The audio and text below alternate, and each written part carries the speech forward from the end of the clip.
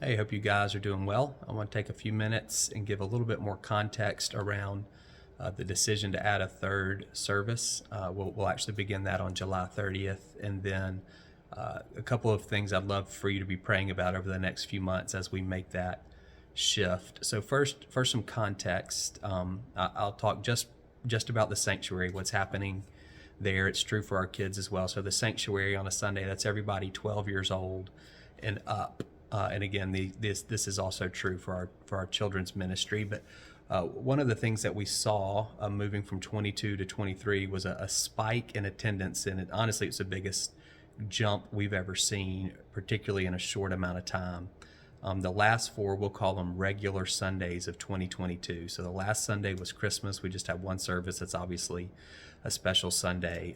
We averaged 541 people in the sanctuary. The first four regular Sundays of 2023, again throwing out January 1st, which was the first Sunday of the month or of the year where we only did one service, we averaged 631. So in a 1 month period, we went from 541 to 631. It's a big spike. Now January is usually one of our largest months of the year, and so we don't want to make any decisions based on that. We just wanted to see, is this a blip, or is this something that's going to be sustained? And 19 Sundays of 2023, again, not counting that January 1st Sunday, we've averaged 625 people on Sunday morning. And those same 19 Sundays of 2022, we averaged 481. So it seems to us that growth, for whatever reason, we jumped like that, and I certainly don't know, but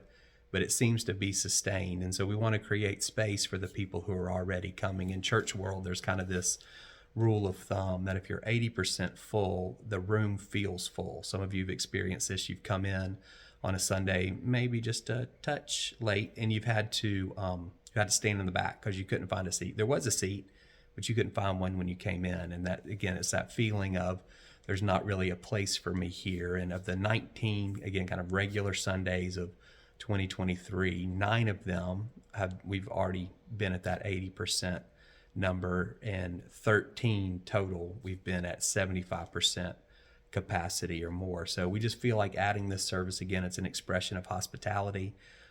Honestly, it will impact everybody. There won't be a 9 o'clock or an 11 o'clock anymore. I'm not sure exactly what the times will be, but we'll get those to you in the next week or so. But it will require everybody to have to make a shift, and change is not necessarily great for anyone, but we do appreciate your willingness and your flexibility. And again, the goal is not to grow. It's just to create room for people who are already coming on a Sunday. And again, appreciate your flexibility around that. Underneath that, two things I'd ask you to pray for, and this is they're concerns, honestly, for lack of a better word. And one is family, and the other is discipleship. Again, our desire is not to be a large church or even to be a growing church, but it is to be a healthy church. And those are two components of that.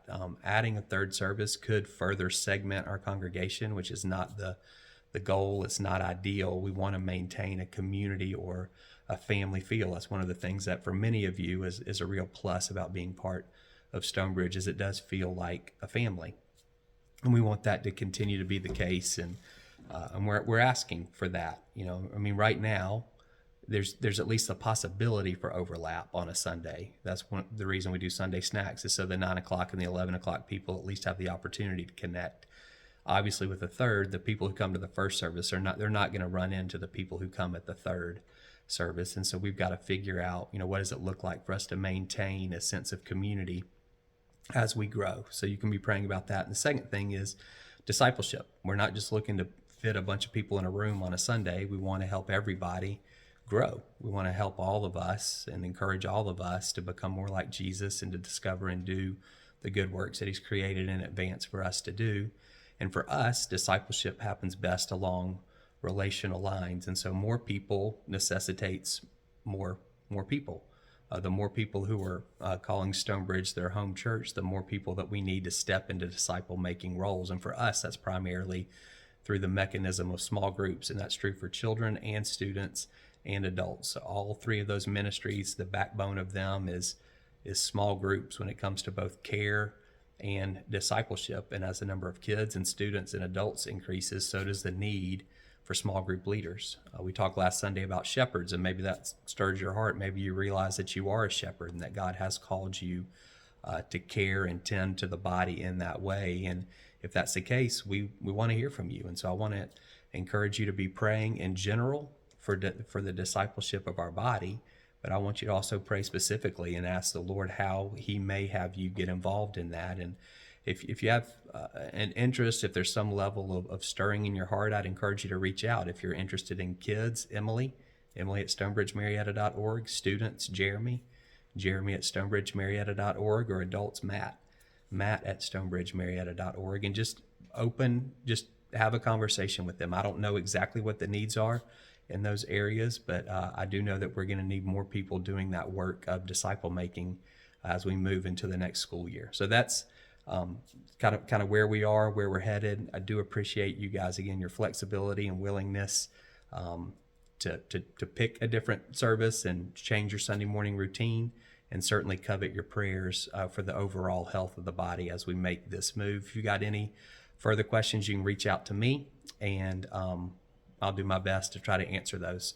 So take care and have a great rest of your day.